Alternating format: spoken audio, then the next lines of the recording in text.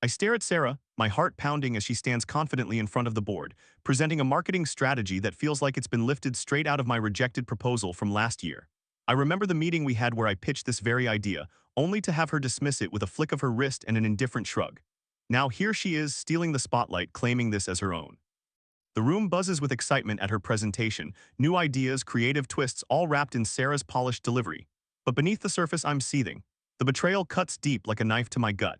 We had an agreement signed and sealed, stating that any idea pitched after our separation would include my share of ownership.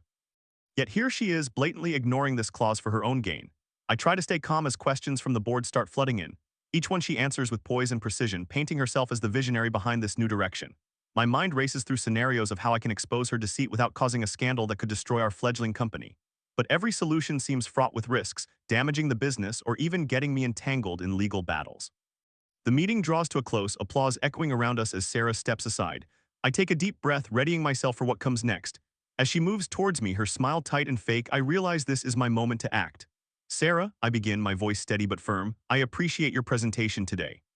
However, there's something important we need to discuss.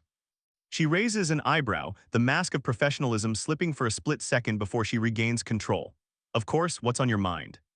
Notice that some aspects of your marketing strategy are very similar to my proposal from last year. I continue, keeping my tone neutral yet assertive. Her smile falters, her eyes narrowing as the reality starts sinking in. She knows exactly what she did and now faces the possibility of being called out on it.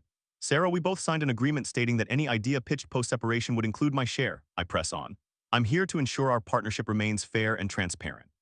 What? For a moment, there's silence as everyone watches the confrontation unfold. Then Sarah's mask cracks completely. She looks panicked, her carefully constructed facade crumbling under the weight of reality. I don't understand what you mean, she stammers, trying to buy time. You know exactly what this means, I reply calmly. Let's review those documents and ensure our agreement is upheld. She hesitates, looking around at the board members who are watching us intently. The tension in the room is palpable as she realizes there's no way out of this now. All right, we'll look over it again, she finally concedes, her voice strained but resigned. As I sit back down, relief washes over me.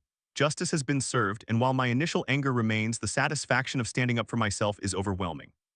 The meeting resumes, but the atmosphere feels different now, a shift in power that can't be ignored. Sarah's betrayal may have shaken things, but it also brought clarity to our partnership. When the board meeting ends, I approach Sarah again, this time with a more measured tone.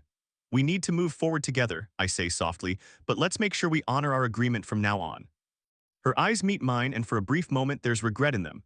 She nods slowly, understanding that the game has changed. And so, as we leave the boardroom, the air between us is tense yet hopeful. While my heart still stings with betrayal, I'm determined to rebuild our partnership on trust and honesty, a foundation stronger than ever before.